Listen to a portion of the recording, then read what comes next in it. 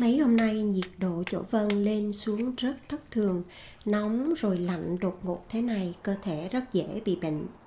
Vân mời các bạn cùng Vân nấu cháo ăn cho ấm người và dễ tiêu hóa ha.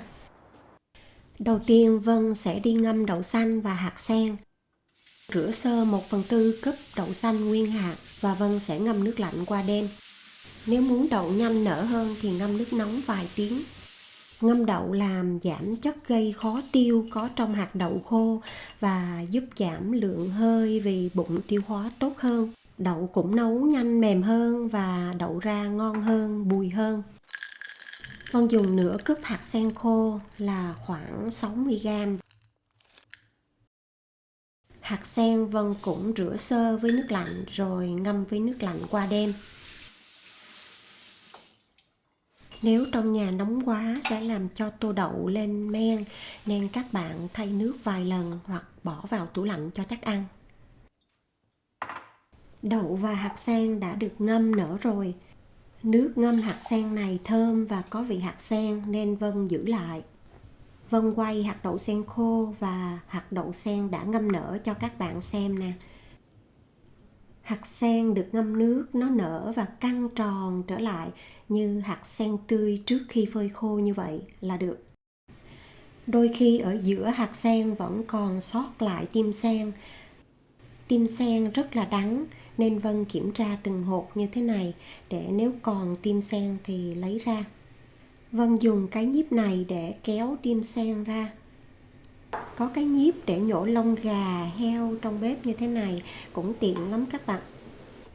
Nước ngâm đậu xanh có vị chát của vỏ đậu và chứa nhiều chất khó tiêu hóa nên Vân đổ đi và rửa sơ lại đậu xanh.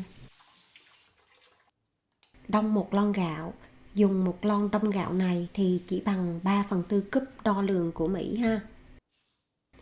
Nhà có sẵn gạo Jasmine nên Vân dùng loại gạo này, nhưng nếu các bạn muốn cháo ra dẻo hơn thì dùng gạo hạt tròn.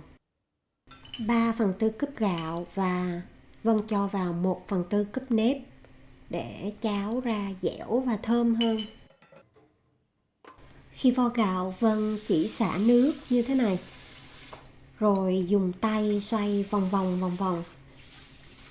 Làm vậy để xả bớt lớp bột bên ngoài hạt gạo, chứ Vân không vo mạnh tay làm mất đi chất dinh dưỡng. Nước vo gạo Vân hứng lại để tưới cây. Vân thấy nước vo gạo này làm cho cây cối rất là khỏe và xanh tốt. Vân sẽ dùng 2 cái đùi gà để nấu cháo. Đùi gà họ không có làm sạch phần nội tạng này cho mình nên Vân phải tự làm sạch như thế này. Nhà Vân ngày xưa có chuồng chim bồ câu nhà, mỗi lần có chim non ra ràng là nhà được thưởng thức món cháo bồ câu với hạt sen và đậu xanh ngon số dách của ba Vân. Nhưng bây giờ làm gì có bồ câu chuồng ra ràng nên Vân dùng đùi gà. Vân vẫn thấy giống hương vị món ăn của tuổi thơ và rất thích món cháo này. 2 cái đùi gà đã được làm sạch sẽ rồi. Ngoài ra Vân cần 2 củ hành ta, lột vỏ sạch rồi đập dập.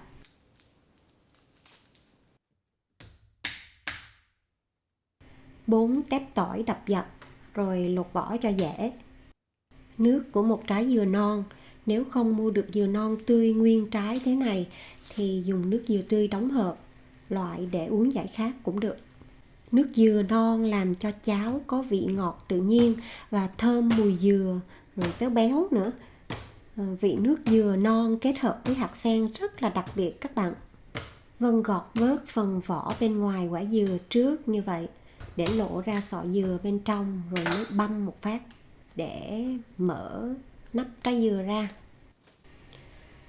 Đổ nước dừa vào chung với nước ngâm hạt sen trong cái cúp đo lường này để xem là có bao nhiêu nước rồi nè. Vân dùng một cái muỗng để nạo cơm dừa ra. Cơm dừa này Vân cũng cho luôn vào nồi cháo cho ngon. Hành tây này Vân đã bỏ vào tủ đá khoảng 5 phút để khi cắt không phải bị chảy nước mắt. Khi cần phải thái hành tây sao cho nhỏ, Vân cắt dọc theo củ hành nhiều đường như vậy nhưng không cắt lìa ra. rồi cắt thêm vài đường hướng vào gốc như vậy để làm các lớp hành bông nhỏ ra. Xong rồi thái mỏng. Dùng nửa củ hành tây thái nhỏ vậy ha. Bấm nút saute này, tức là để xào hoặc nấu bình thường.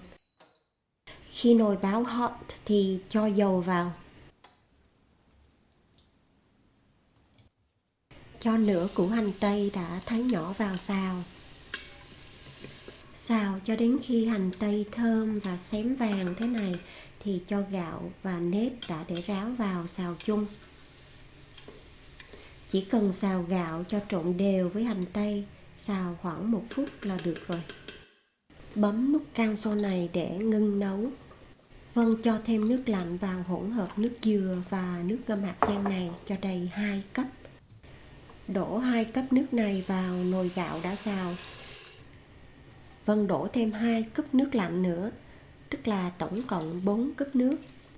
Xong dùng vá khuấy để nếu có lớp gạo nào bám dưới đáy nồi thì nó bong ra. Vì cái nồi này nó khá nhạy cảm, nếu có cái gì bám dưới đáy nồi là ngay lập tức nó báo hiệu nồi bị khê và tự động ngưng nấu. Xong rồi cho tất cả các nguyên liệu còn lại vào. Hạt sen, đậu xanh, cơm dừa, hành ta đập dập, tỏi đập dập. Cho vào nồi nửa muỗng canh muối và 1 muỗng cà phê tiêu xay. Khuấy cho các nguyên liệu trộn đều vào nhau. Rồi cho 2 cái đùi gà vào. Đặt 2 cái đùi gà bên trên cùng, ấn nó xuống cho ngập trong nước, cho đùi gà thấm gia vị cho thơm ngon. Đậy nắp nồi áp suất lại. Gạt nút khóa khí hướng lên trên để bắt đầu nấu chế độ áp suất cao. Bấm nút Portage này và đi chơi để nồi nấu. Nhờ cái nồi áp suất nên Vân có nhiều thời gian hơn với gia đình. Khoảng 1 tiếng sau quay lại, nồi đã chuyển sang nút làm ấm được 32 phút rồi. Lúc này nút van đã rớt xuống, vậy là mở nắp được rồi. Nhưng trước khi mở nắp, gạt nắp khóa khí này sang chế độ xì hơi là gạt xuống để bảo đảm hơi trong nồi đã ra hết rồi. Lúc đó mới mở nắp ra. Hạt đậu xanh nở bung đẹp chưa? Thịt gà cũng rất là mềm, lóc xương dễ dàng. Vân lấy 2 cái đùi gà ra và múc ra 1/2 phần cháo đặc này vì có người trong nhà thích ăn cháo đặc như vậy.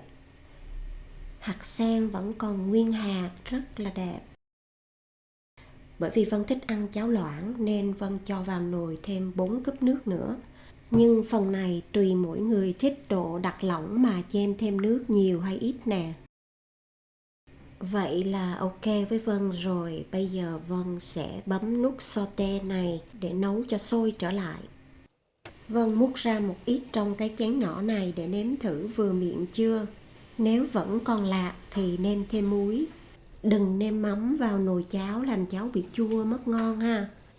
Cho hành lá vào trộn đều. Thường thì Vân nêm hơi lạc để khi ăn có thể chan thêm tí xíu mắm vào cho ai thích ăn có vị mắm. Vân không nêm mắm vào nguyên nồi cháo. Nồi vừa sôi trở lại thế này thì bấm nút cancel để ngừng nấu. Phần thịt gà vì nhà không ai thích ăn da nên Vân chỉ lấy phần thịt. Vân dùng cái nĩa cào cào thế này là thịt tách ra từng thớ sợi rất dễ dàng. Thịt gà thấm gia vị rất là thơm. Mềm thế này thì ai trong người yếu vẫn có thể ăn rất tốt. Vân múc cháo ra tô và chuẩn bị ăn tối đây. Thịt xé sợi Vân thích cho lên trên thế này, nhưng các bạn có thể cho hết thịt vào nồi cháo trộn đều rồi múc ra tô cũng được. Trước khi ăn xay vào tí xíu tiêu sọ cho thơm. Vị cháo gà hạt sen đậu xanh này làm Vân nhớ lại bao nhiêu kỷ niệm đẹp ngày còn nhỏ, lúc nhà còn có chuồng chim bồ câu. Các bạn nhớ bấm like và share để ủng hộ Vân ha. Vân xin cảm ơn và hẹn gặp lại.